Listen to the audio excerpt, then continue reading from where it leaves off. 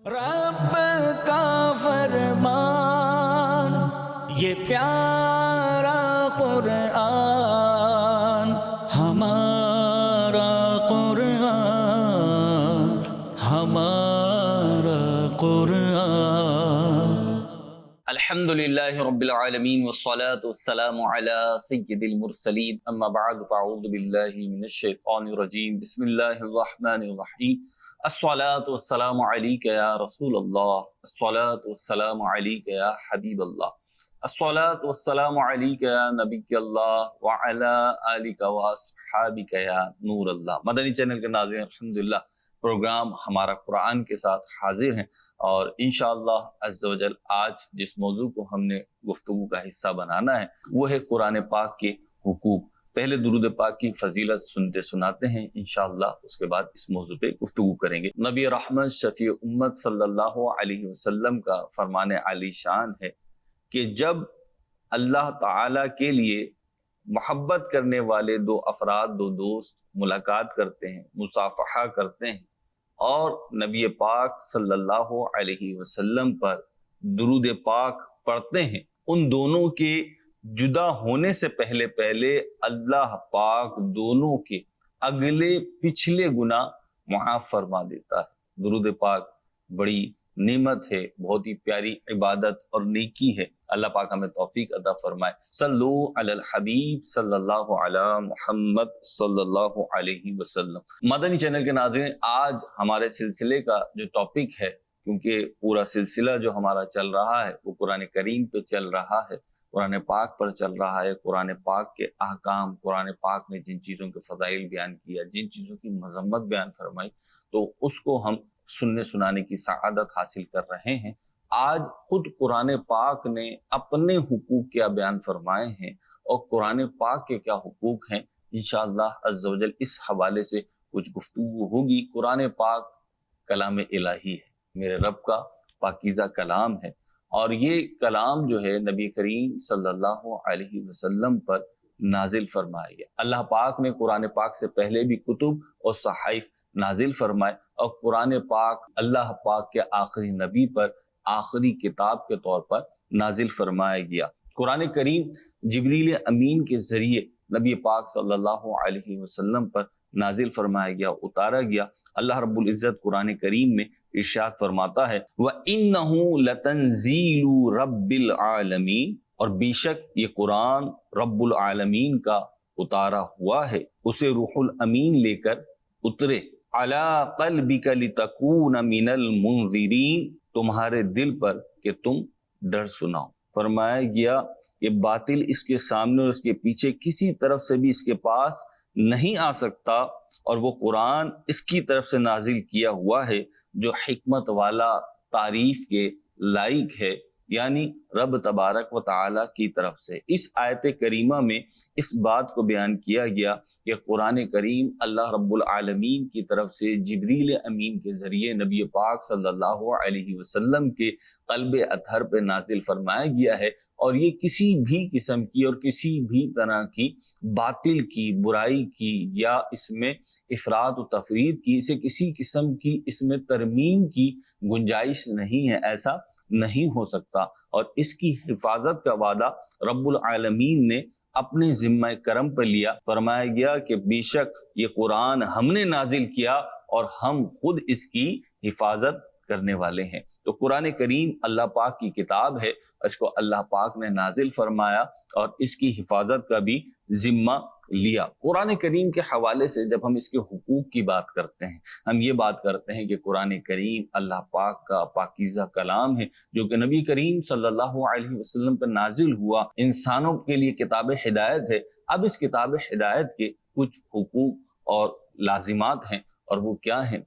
Number एक, पहला हक ये है कि कुरान पाक पर ईमान लाया जाए और कुरान पाक को मुनज़्ज़ल मिनल्लाह तस्लीम किया जाए और हर किस्म की तहरीफ से इसको महफूज माना जाए।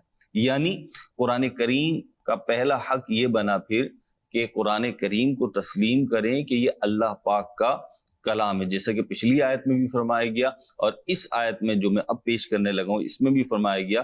سورہ بقرہ میں اللہ رب العالمین نے ارشاد فرمایا آمن الرسول بما انزل الیہ من ربہ والمؤمنون، فرمایا رسول اس پر ایمان لایا جو اس کے رب کی طرف سے اس کی طرف نازل کیا گیا، اور مسلمان بھی یعنی مسلمان بھی اس پر ایمان لائے۔ ایک اور جگہ اللہ رب العالمین نے ارشاد فرمایا والذین یؤمنون بما انزل الیک وما انزل من قبلک وبالآخرۃ هم یوقنون، فرمایا گیا اور وہ کہ ایمان لائے اس پر جو اے محبوب تمہاری طرف اترا اور جو تم سے پہلے اترا، اور آخرت پر یقین رکھیں۔ اس آیت کریمہ میں تمام قرآن پاک اور پوری شریعت مطہرہ ہے، یعنی متقین مومنین جو ہیں وہ ہیں کہ جو قرآن پاک پر اس کی ہدایات پر ایمان لے کر آئے۔ یہ بھی یاد رکھیے پچھلی کتابوں پر اجمالاً ایمان لانا ضروری، اس کا مطلب یہ کہ وہ ساری کتابیں سارے صحائف جو اللہ رب العزت نے مختلف انبیاء کرام پر نازل فرمائے وہ حق ہیں، سچ ہیں، اور جو اللہ پاک نے نازل کیا تھا یہ اس کے بارے میں اگر بعد میں تحریف ہوئی، بعد میں تبدیلی کی گئی تو ہم اس پہ ایمان نہیں رکھتے، بلکہ ہم اس پہ ایمان رکھتے ہیں جو اللہ پاک نے نازل فرمایا، وہ سچ اور حق ہے۔ اور قرآن پاک پر اس تفصیل کے ساتھ ایمان لانا ضروری ہے کہ قرآن پاک، موجودہ قرآن پاک جو ہے ہمارے سامنے جو ہے مصحف میں جو ہے، اگرچہ اس کی پھر تفصیل اہل علم تفصیل بیان کرتے ہیں کہ صفت الہی کے طور پر جو ہے، اور پھر یہ قرآن پاک جو مصحف میں لفظوں کی صورت میں ہمارے پاس موجود ہے، لیکن میں عوامی انداز میں، آسان انداز میں اگر عرض کروں تو قرآن پاک کے پورے قرآن پاک پہ ایمان لانا یہ اس کا تقاضا ہے۔ اور پورے قرآن سے مراد یہ ہے الحمد سے لے کر والناس تک 114 صورتیں، اور ان کی ہر آیت، ہر لفظ اور ہر حرف پر ایمان لانا ضروری ہے۔ اور اس ایمان ہی کا تقاضا ہے کہ جیسے کہ میں نے پہلے بھی عرض کیا، اس ایمان ہی کا تقاضا ہے کہ اس کو یہ بھی تسلیم کیا جائے کہ یہ اللہ کا کلام ہے، یہ مخلوق کا کلام نہیں ہے بلکہ اللہ کا کلام ہے، اور یہ ہر قسم کی تبدیلی اور تحریف سے پاک۔ قرآن پاک کا ایک اور حق یہ ہے کہ قرآن پاک سے محبت کی جائے، جیسے نبی پاک صلی اللہ علیہ وسلم سے محبت کا تقاضا ایمانی ہے، ایسے ہی قرآن پاک سے محبت کا بھی تقاضا ایمان ہے۔ حضرت قاضی عیاض رحمت اللہ تعالی علیہ شفا شریف میں محبت قرآن لکھی، جو شخص قرآن پاک سے محبت کرتا ہے وہی رسول کائنات صلی اللہ علیہ وسلم سے بھی محبت کرتا ہے۔ حضرت سیدنا عبداللہ بن مسعود رضی اللہ تعالیٰ فرماتے ہیں جو یہ جاننا چاہے کہ اس کے دل میں اللہ پاک اور اس کے رسول کی محبت ہے یا نہیں تو وہ دیکھے کہ قرآن مجید سے محبت کرتا ہے یا نہیں۔ اگر تو اس کے دل میں قرآن پاک کی محبت ہے تو سمجھ لے کہ وہ اللہ پاک اور اس کے رسول سے محبت کرتا ہے۔ اور مومنین صالحین قرآن پاک سے جو محبت کرتے ہیں، محبت دلوں کو مائل کر دیتی، اور جس چیز سے، جس فرد سے محبت کی جاتی ہے اس کی بات، اس کا کلام سننے میں لطف آتا ہے اور دل اور آنکھیں اس کی طرف مائل ہو جاتی ہیں۔ ایک بات یہ بھی ارشاد فرمایا ایمان والے وہی ہیں کہ جب اللہ یاد کیا جائے، یعنی اللہ کا ذکر کیا جائے تو ان کے دل ڈر جائیں، اور جب ان پر اس کی آیتیں پڑھی جائیں تو ان کا ایمان ترقی کرے۔ تو یہ کیا ہے؟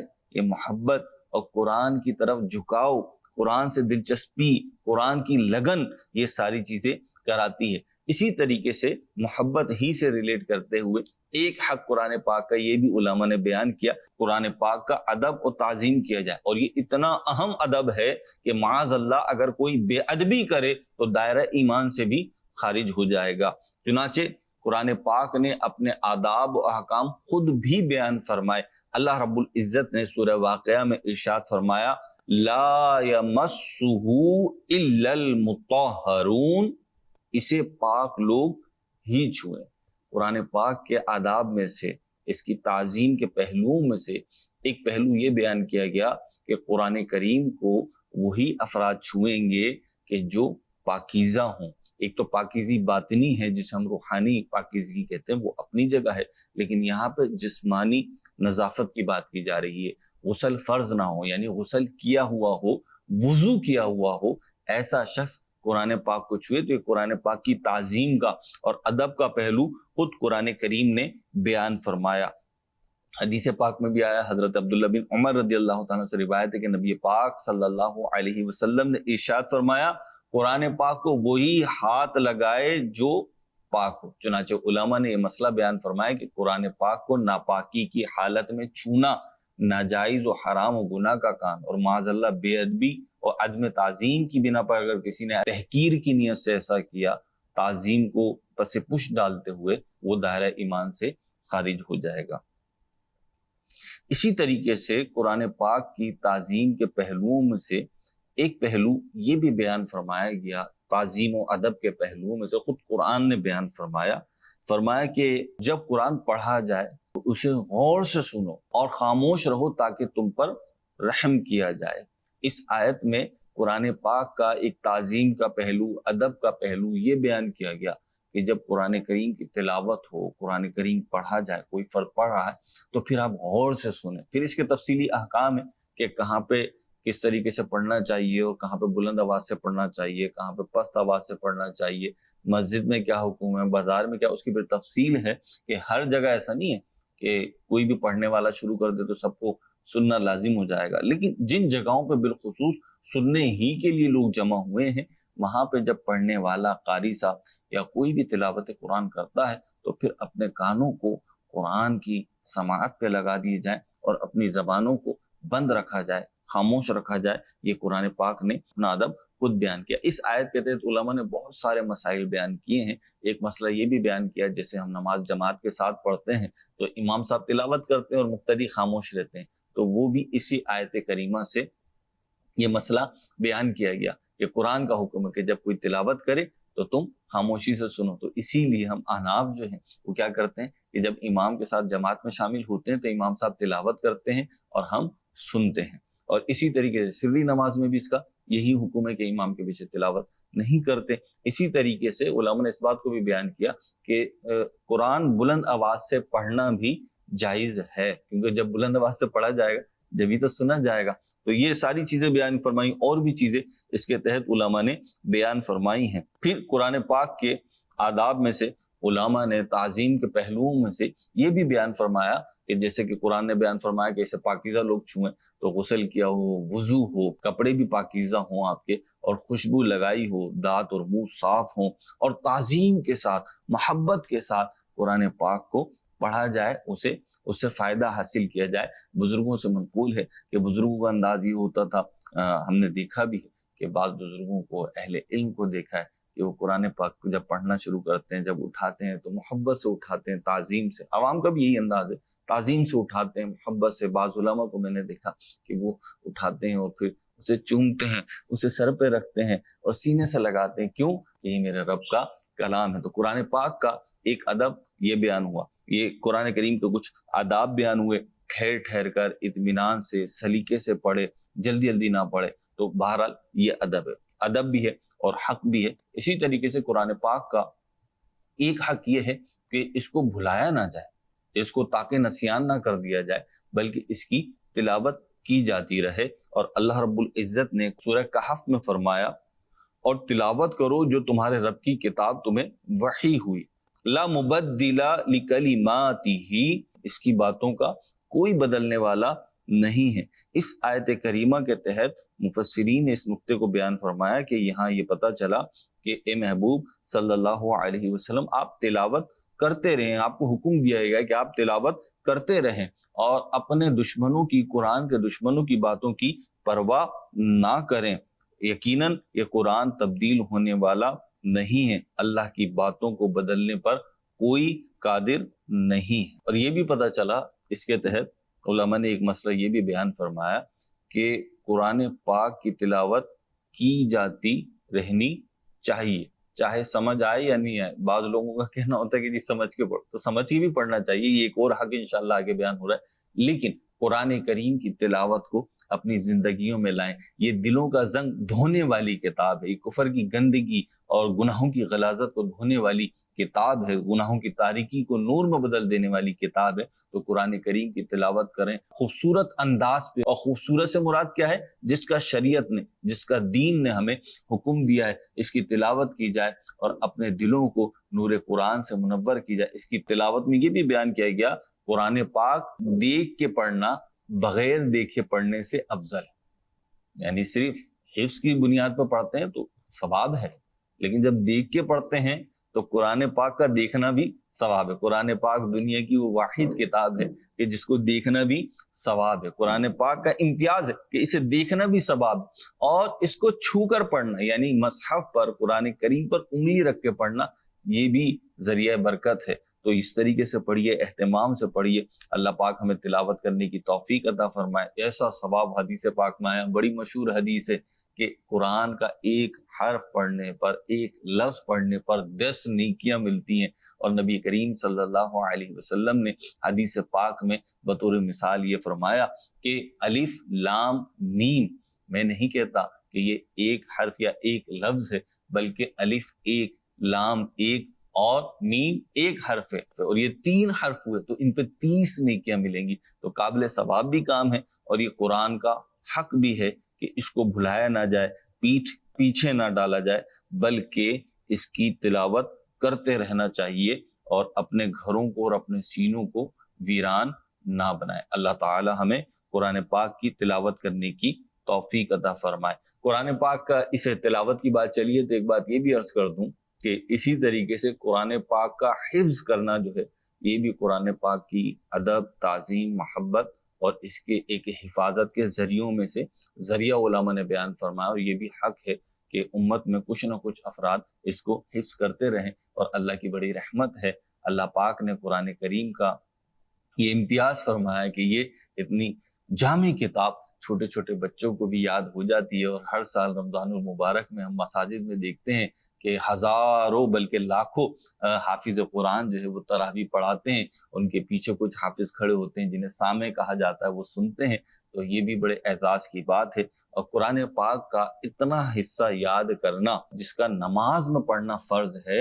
اتنا یاد کرنا فرض ہے جتنی مقدار نماز میں پڑھنا واجب ہے اتنا واجب ہے، اور جتنا سنت ہے اتنا سنت ہے، اور پورے قرآن کو حفظ کرنا یہ فرض کفایہ کتابوں میں لکھا گیا ہے۔ اللہ پاک ہمیں قرآن پاک کی اس برکت سے بھی مستفیض فرمائے، اپنے بچوں کو، اپنی آنے والی نسلوں کو اس طرف راغب کریں۔ اللہ پاک ہمیں عمل کی توفیق عطا فرمائے۔ قرآن پاک کا ایک اور حق اور بڑا ضروری حق، بڑا ضروری تقاضا وہ یہ ہے کہ قرآن پہ ایمان بھی لائیں، اس سے محبت بھی کی، اس کی تعظیم و ادب کے تقاضے بھی پورے کر رہے ہیں، اور کچھ نہ کچھ کبھی نہ کبھی اس کی تلاوت بھی کر رہے ہیں۔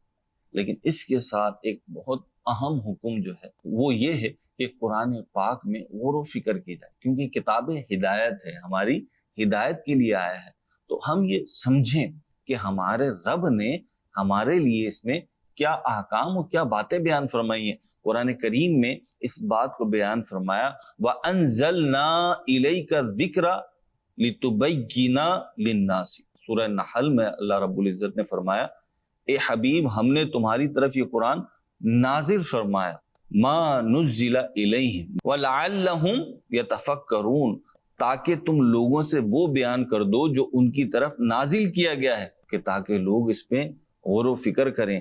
ایک اور مقام پہ فرمایا کذالک نفصل الآیات لقوم، ہم یوں ہی آیتیں تفصیل کے ساتھ بیان کرتے ہیں غور کرنے والوں کے لیے۔ کس کے لیے بیان کرتے ہیں؟ غور کرنے والوں کے لیے۔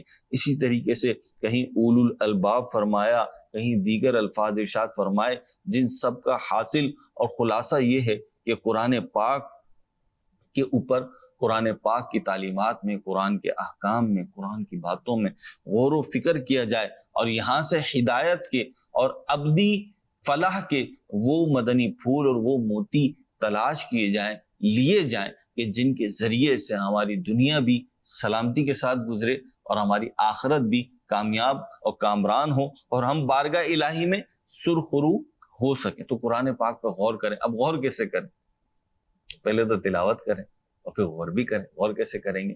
اس کے لیے میں آپ کو عرض کرتا چلوں کہ الحمدللہ دعوت اسلامی کے اشاعتی ادارے مکتبۃ المدینہ نے قرآن پاک پہ بہت سی کتابیں شائع کی ہیں، تو وہ کتابیں پڑھنا شروع کریں. جیسے کنز الایمان ترجمہ قرآن کے ساتھ خزائن العرفان ایک مختصر حاشیہ ہے، ایک ہی جلد میں قرآن پاک بھی ہے، ترجمہ بھی ہے، اور اس کی مختصر سی تشریح، توضیح اور وضاحت بھی ہے. تو یہ پڑھیے. اس کے ساتھ ساتھ اللہ توفیق دے تو مفتی قاسم صاحب نے بہت ہی آسان اور سادہ انداز میں دور حاضر کے تقاضوں کو پیش نظر رکھتے ہوئے عوام کی سہولت کے لیے ایک تفسیر لکھی ہے جس کا نام ہے تفسیر صراط الجنان. یہ 10 جلدوں کا سیٹ ہے، تو یہ بھی مکتبۃ المدینہ سے حاصل کر سکتے ہیں. اور اسی طریقے سے ایک بڑی پیاری کتاب ہے، اگر آپ چاہتے ہیں کہ قرآن پاک میں غور و فکر کا ہمارا انداز بڑھے اور ہم اس کو سیکھیں، تو ایک کتاب بڑی پیاری ہے، اس کو پڑھنا شروع کیجئے. مختصر بھی ہے، تو انشاءاللہ آپ کی دلچسپی بڑھے گی تو آپ دیگر چیزیں بھی پڑھیں گے. اس کا نام ہے عجائب القرآن و غرائب القرآن. عبد المصطفیٰ اعظمی رحمۃ اللہ تعالی علیہ کی یہ کتاب مکتبۃ المدینہ سے شائع ہوئی ہے. اللہ پاک توفیق دے تو خرید لیں، اور ہماری ویب سائٹ پر اور یہ ہماری جو مختلف سوشل میڈیا اپلیکیشنز ہیں ان کے ذریعے بھی آپ اسے ڈاؤن لوڈ کر سکتے ہیں. ایک اور حق قرآن پاک کا یہ ہے کہ آپ نے تلاوت کی، آپ نے اس کو سمجھا، اب سمجھنے کے بعد بھی عمل بھی تو کرنا ہے نا. قرآن پاک کتاب عمل ہے، اور قرآن پاک نے تو اس بات کی مذمت فرمائی ہے کہ تم وہ بات کہتے ہو جو کرتے نہیں. تو قرآن پاک ہم تلاوت کر رہے ہیں، ہم اسے پڑھ رہے ہیں، ہم اس میں غور و فکر کر رہے ہیں، تو معاملہ کیا ہے؟ معاملہ یہ ہے کہ بھائی اب اس پہ عمل بھی تو کرنا ہے. قرآن پاک کا تقاضا ہے، اس کا حق ہے کہ ہم اس پہ عمل کریں. اللہ رب العزت نے قرآن پاک میں ارشاد فرمایا، اور یہ برکت والی کتاب ہم نے اتاری. کس نے اتاری؟ اللہ پاک نے نازل فرمائی. فرمایا ہم نے اتاری تو اس کی پیروی کرو، یعنی اس کے احکام پر، اس کے جو اوامر ہیں، نواہی ہیں، ان کی رعایت کرو. جن چیزوں کا حکم دیا ہے ان پہ عمل کرو، جن چیزوں سے بچنے کا حکم دیا ہے تو ان سے بچو. اللہ پاک کے پیارے اور آخری نبی صلی اللہ علیہ وسلم نے ارشاد فرمایا، کتنے ہی قرآن پڑھنے والے ایسے ہیں کہ قرآن ان پر لعنت کرتا ہے. یہ جو حدیث پاک ہے، اس کے تحت علماء نے یہ معنی بھی اس حدیث کا بیان فرمایا ہے کہ قرآن کی تلاوت تو کرتا ہے، قرآن پڑھتا تو ہے، لیکن اس کی تعلیمات پر، اس کے احکام پر عمل نہیں کرتا. تو ہم نے کیا کرنا ہے؟ تلاوت بھی کرنی ہے، قرآن پاک سمجھنا بھی ہے، اور انشاءاللہ اس پہ عمل کرتے ہوئے اس کا حق بھی ادا کرنا ہے. اللہ پاک ہمیں عمل کی توفیق عطا فرمائے. قرآن پاک کا ایک اور حق ابلاغ ہے کہ قرآن پاک کی جو تعلیمات ہمیں پتہ چل رہی ہیں، ہم سیکھ رہے ہیں، وہ ہم دوسروں تک بھی پہنچائیں. جو دین، جو احکام ہمیں قرآن پاک کے ذریعے سے ملے ہیں، وہ ہم اپنی حیثیت کے مطابق دوسروں تک پہنچائیں. قرآن کریم میں اللہ رب العزت نے ارشاد فرمایا، یا ایھا الرسول بلغ ما انزل الیک من ربک. فرمایا اے رسول، جو کچھ آپ کی طرف آپ کے رب کی جانب سے نازل کیا گیا اس کی تبلیغ فرما دیں، دوسروں تک پہنچائیں، اس کی تبلیغ کریں. اور نبی کریم صلی اللہ علیہ وسلم نے تبلیغ فرمائی، اس کا حق ادا فرمایا، تکلیفیں برداشت کریں، اور یہ فریضہ آپ نے ادا کیا. اور جب نبی کریم صلی اللہ علیہ وسلم دنیا سے رخصت ہوئے اور آپ کے بعد اب کوئی نبی نہیں آنا، آپ اللہ کے آخری نبی ہیں، آپ کے بعد کسی قسم کا کوئی نبی نہیں آنا، تو خود نبی پاک صلی اللہ علیہ وسلم نے امت کو فرما دیا، بلغوا عنی ولو آیا، میری طرف سے پہنچا دو اگرچہ ایک ہی آیت ہو. تو اس حدیث مبارکہ سے پتہ چلا کہ ہمیں اب یہ دین کی بات، قرآن کی بات اپنے سیکھ کر خود سیکھنی ہے، اور پھر جو سیکھ چکے ہیں کنفرمیشن کے ساتھ، اتھینٹسٹی کے ساتھ، اسناد کے ساتھ، وہ ہمیں آگے پہنچانی ہے. ایک اور حدیث میں اس بات کی ترغیب دیتے ہوئے فرمایا، خیرکم من تعلم القرآن وعلمہ. فرمایا کہ بہترین وہ ہے کہ جس نے قرآن سیکھا اور دوسروں کو سکھایا. اللہ پاک ہمیں قرآن کے حقوق کی، اس کے آداب کی رعایت کرنے کی توفیق عطا فرمائے. آج گفتگو قرآن پر ہوئی ہے. میں آپ کو مشورتاً عرض کروں گا، دعوت اسلامی کے دینی ماحول میں الحمدللہ پاکستان میں بھی، پاکستان سے باہر بھی بہت ساری مساجد میں مدرسۃ المدینہ بالغان کا اہتمام ہوتا ہے. عموماً عشاء کی نماز کے بعد ہوتا ہے، کہیں کہیں دیگر وقتوں میں بھی ممکن ہوتا ہو، مارکیٹس میں بھی ہوتا ہے، تاجروں میں ظہر کے بعد ہوتا ہے پاکستان میں. تو اگر آپ نے قرآن پڑھنا نہیں سیکھا تو آپ قرآن پڑھنا سیکھیں، کیونکہ ہم مسلمان ہیں، ایمان تو لائے ہوئے ہیں، محبت بھی کرتے ہیں، ادب بھی کرتے ہیں، لیکن ہم تلاوت کریں، اس کو سیکھیں، اور پھر اس کے احکام سیکھیں، اور اس پہ عمل کریں، یہ ہمارے لیے بہت ضروری ہے۔ تو دعوت اسلامی کے یہ بڑوں کے جو مدرسے ہیں، بالغان، مدرسۃ المدینہ بالغان، بڑی عمر کے افراد جنہوں نے قرآن پڑھنا نہیں سیکھا یا بھول گئے یا کمزور ہے، تو وہ یہاں پہ قرآن سیکھ سکتے ہیں۔ اللہ پاک ہمیں عمل کی توفیق عطا فرمائے۔ اسی طرح فیضان آن لائن اکیڈمی کے ذریعے بھی بہت سارے ایسے کورسز ہیں جن سے آپ قرآن پاک، ناظرہ، دیگر علوم جو ہیں وہ سیکھ سکتے ہیں۔ اللہ پاک ہمیں عمل کی توفیق عطا فرمائے۔ دیکھتے رہیے مدنی چینل۔ صلو علی الحبیب صلی اللہ علی محمد صلی اللہ علیہ وسلم۔ رب کا فرمان یہ پیارا قرآن، ہمارا قرآن، ہمارا قرآن۔